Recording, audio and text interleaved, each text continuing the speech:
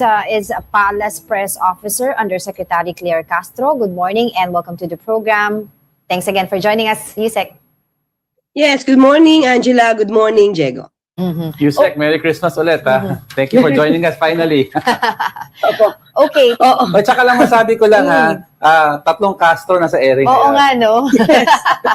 That's true, that's true. Well, Yusek, of course, napakarami pong tanong, no, sa likod po nitong Cabral files na pinag-uusapan natin. One of which is papaano po ito na-obtain ni Congressman Leandro Leviste, and you said there should be an investigation on how he obtained these files. On his part, sabi niya, it was given to him, walang force, hindi daw niya pinilit, etc. But there are claims also na hindi, no, na ito ay inagaw niya, etc., etc. How important it is na malaman po natin paano na-obtain itong files para po sa investigation? Na unang-una kasi, syempre, kapag kukuha ka ng dokumento, dapat voluntaryo yung pagbibigay sa'yo. So, kung hindi voluntaryo yung pagbibigay sa'yo, may question dun. So, kasi kung pinuwersa mo to, ano pa yung kaya mong gawin kung napwersa mo ito? So, maaari ka pang gumawa ng mas illegal na bagay dahil nagawa mo na mang-agaw ng dokumento. But hindi ko hinuhusgahan po gusto ko na po linawin kasi baka magkaroon naman ng ibang interpretasyon. Wala po tayong ibinibintang on my part, wala po akong ibinibintang Congressman Leviste dahil wala akong personal knowledge on that. Right. So ang kailangan na lang po diyan ay talagang malaman, maimbestigahan kung paano nga ba niya nakuha yung files. And at the same time, mismong itong si Mayor Magalong, ang sabi niya, meron din siyang kopya. Yeah. So, tanong natin, paano niya nakuha? Binigay din ba sa kanya ni Yusek Cabral yun? Kasi at that time, DPWH na secretary na po, si Sec Vince. Right. Okay, so paano niya nakuha to? Bakit walang handwritten notes? Ba't magkaiba ang sinasabing kopya na hawak ni Congressman Leviste at yung di umanong kopya naman din ni Mayor Magalong? Right. Oo nga, Yusek, but paano ngayon natin i-determine kung ano talaga ang nilalaman ng files ni Cabral, the late Yusek Cabral? Kasi sabi ng ombudsman po na si Leviste, Congressman Leviste po, ay hindi po nagbibigay ng complete files sa kanila. Ang sabi naman ni Congressman Leviste, hindi daw totoo yun. Kasi ganito yan. Tayo naman, no, alam naman natin kung paano ba magpapareceive ng copies. So tanong na lang natin muna kay Congressman Leviste, how did you give the copy? That copy that you are in possession of. Paano mo binigyan ng copy ang ombudsman? Meron bang rubber stamp impression receive? Kasi kung mapapakita naman niya, the whole file, halimbawa po, ay naibigay niya at may rubber stamp impression ng received by ombudsman. Di hindi makakaila na natanggap. Pero kung wala, at bibiglang po, ay madali po ito ma-deny. Kasi kung talaga namang hindi na ipakita ng buo, at wala rin naman pong proof ang si Congressman Leviste na napatanggap niya, di ba? Dapat yan merong kumbaga may matitrace may paper trail yan dapat. So wala. Pero Yusek, nakita niyo na po ba yung sinabit ni Congressman Leviste sa ombudsman, yung mga portions na request? Ano po ulit? Nakita niyo na po yung files na sinabit ni Congressman Leviste? Kasi may sinabit daw na portions pertaining lang to the investigation. Hindi pa rin po ako nakakita. At according din kay Sec Vince, yung binabanggit na dokumento ni Congressman Leviste, hindi pa rin niya po nakikita, kaya hindi rin niya ma-authenticate agad. With more reason ngayon, na wala na ang kopya ng mga dokumento po ni Yusek Cabral, nasa ombudsman na, with more reason na hindi na makakapag-authenticate si DPWH Secretary Vince. That's a big question also. How, with of course, former Yusek Cabral is gone right now, who will authenticate, diba? Paano yung authenticity ng file na ito? Given na po lahat may kopya na, tapos meron pang may soft copy na alam naman natin na pwede rin yun ma-edit, etc. Yes, opo. Yun nga din po sinabi ni Assistant Ombudsman Clavano na kung ito ay nasa form ng Microsoft, ng Excel, na madaling ma-edit, mukhang hindi nila bibigyan ito. Hindi ito magiging conclusive evidence. So, ang patitignan na lang po talaga dito kung ano po yung naibigay at naisumite ng DPWH na mga files, yun na lang po ang kanilang i-examine.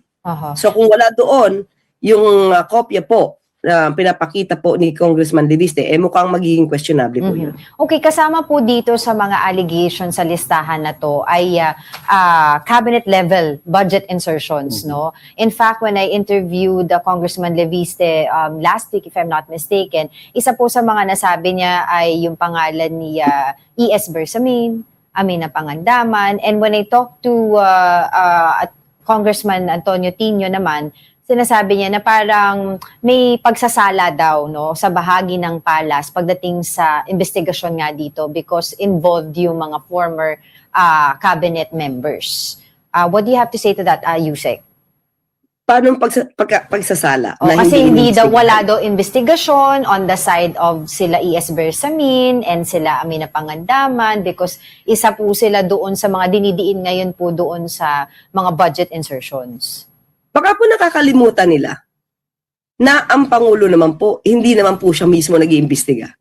Ang Malacanang po, hindi naman po yan na nag-iimbestiga. Kaya nga po gumawa ng ICI para may mag-imbestiga po. So, depende na po yan sa mga investigating bodies like, let's say, Ombudsman, DOJ, ICI.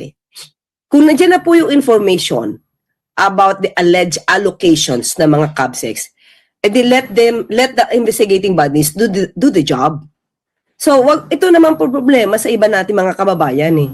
Lahat na lang po ng pagkukulang ng iba o yung mga bagay na hindi pa ginagawa ng ibang ahensya, kay Pangulo lagi ipinupukol. So, yung pag-iimbestiga po yan, kaya nga po may ICI eh. Di po ba?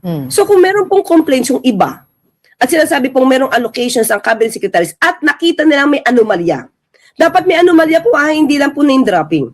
Kung nakita nila may anomalya, di sila na po ang pumunta sa ICI at paimbestigahan po nila. Or kung meron na silang kompletong dokumento na magpapatunay na itong halimbawa po si E.S. Bersamin or si Secretary Mina Pangandaman, di umano may kinalaman o di dumiretso na po sila dapat sa ombudsman at magpahal po sila ng kaso. So wag na po nilang igiit na dapat ang Pangulo pa magpa-imbestiga nito. Kaya nga po may investigating body. Dahil kung Pangulo pa po ang mag-iimbestiga nito, hindi na po siya makakapagtrabaho ng iba.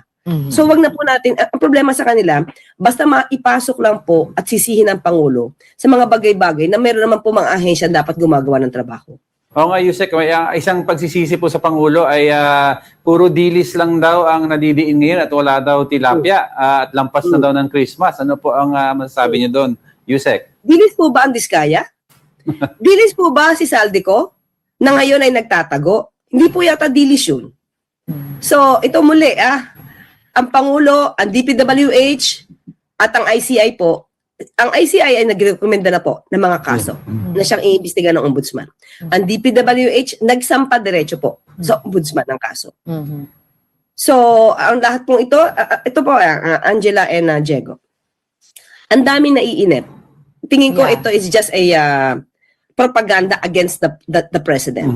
4 na buwan pa lang, ang dami na pong na-issue na warrant of arrest. Marami na po na mga millions worth ng kickbacks na isole. Nakita natin mismo ang pera na naisole. Right. AMLAC nag-freeze ng assets. Ang BIR nagsampa ng mga kaso.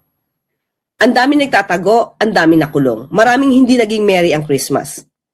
Pero bakit ang mga taong negatibo lang ang nakikita sa Pangulo, hindi nakikita itong mga nangyari at naging accomplishments bago magpasko?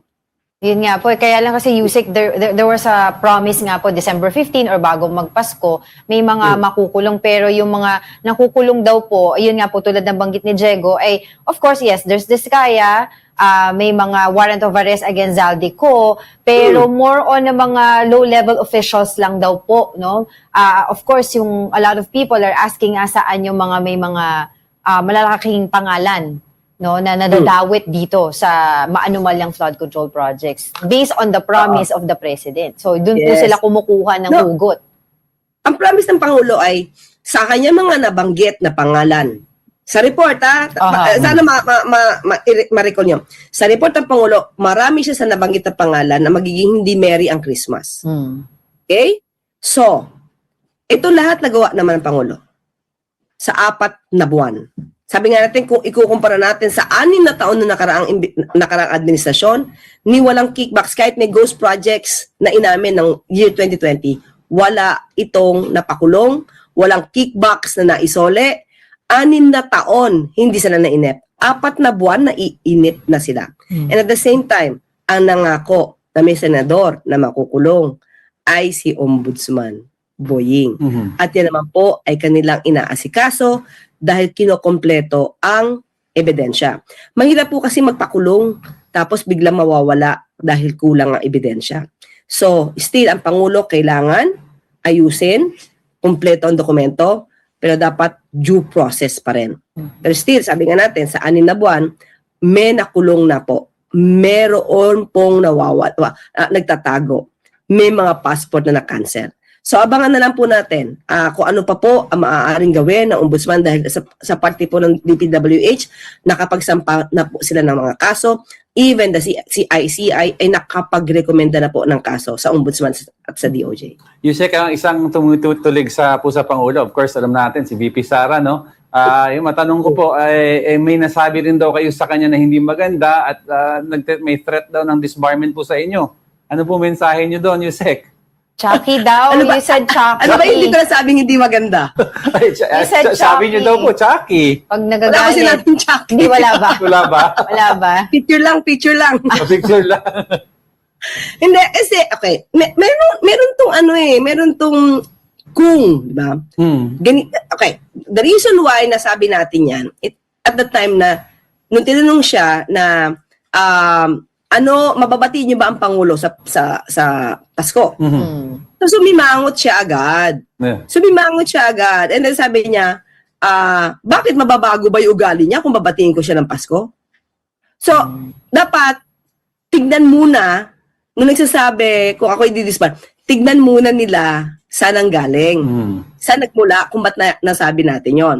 At tignan din nila muna kung ano muna yung sinasabi ng VP na lawyer din Yes. against the president na mas malala. Diba? So, sa akin, sabi ko lang, pag galit, nagiging ganito yung itsura niya. Kahawig. Pag galit. Oo. Pero pag hindi galit, Hindi naman. hindi maganda. Ibig sabihin nun, huwag kang magiging magalit. Kasi otherwise, pag galit ka, lagi mo magiging kamukha yung ganyan. Laging Nakakunot. yung kilay Yung kilay. sa lubong. Bakit naman kasi may ready po kayong Pero picture interesting, nun? may sinabi si Yusek na mas malala ang sinasabi ni VP Sara na lawyer din. oo. O ano? Oo, Yusek, sabi ko, di ba? pwede ba ihiwalay yung personality ng VP sa pagka-abogado niya at man-disbar Hindi. din siya? O di iwalay din yung personality ko as vlogger, So, as pwede siya Yusek, and as a lawyer. So pwede siya man-disbar, Yusek? Yung mga kataga na yon na may kilala siyang assassin at nagbanta sa buhay ng Pangulo, ng First Lady at ng dating Speaker of the House, yan ang mga grounds na pwede yung i-disbar ang isang lawyer. Oh. Well, ikukumpara sa mga words na ginagamit, di ba? Yeah. Yung mga Okay. nagsasabi ba na ipapadisbar ako, naaral ba nila lahat ng sinabi ng Vice Presidente against the government? But you're ready to face if Against the ever president. ipa-disbar kayo. Ready to face the investigation. If Oo ever. naman. Freedom of expression, pinaglalaban. Oo. Pero, Yusek, bago ka namin pakawalan, of course, we would like to ask regarding the budget. Yan po ay pinaka-importante para po sa ating bansa. Ay na-ratify na po ito ng both houses. Inaantay na lang po, of course, yung review ng Pangulo. Some would say na masyadong malaki at unconstitutional ang unprogrammed funds. Is there a possibility that the President would veto the unprogrammed funds? Ayoko pangunahan ng Pangulo. Pero nire-review talaga siya. Simula nung maibigay ang kopya. So lahat ng team na yan, pinare-review, especially those na nadagdag sa NEP. So kung may i-veto ang Pangulo, mag-veto po siya. So upon his reviewal, nakikita po ba ng Pangulo mas may tiwala siya dito sa magiging budget natin as compared to 2025? Hindi ko masasabing may tiwala siya kasi hindi pa po tapos ang pag-review nito. Pero ang sinisigurado po ng Pangulo, ang maliban sa legal and technical requirements na dapat sundin, lahat po na magiging ilalabas na 2026 budget, lahat po dito ay dapat naaayon sa prioridad na programa ng Pangulo at naaayon para sa ikabubuti ng bansa at ng taong bayan. Yun po yung sinisigurado ng Pangulo. Well, thank you so much for joining us today. Kahit po naka-holiday mode po kayo, maraming salamat. Advance Happy New Year po. Of course. Happy New Year. Thank Happy you, New- Angela. Thank you, Diego. At sa lahat na nanonood ng inyong programa. Maraming salamat. Thank you po. That was Palace Press Officer Undersecretary Claire Castro.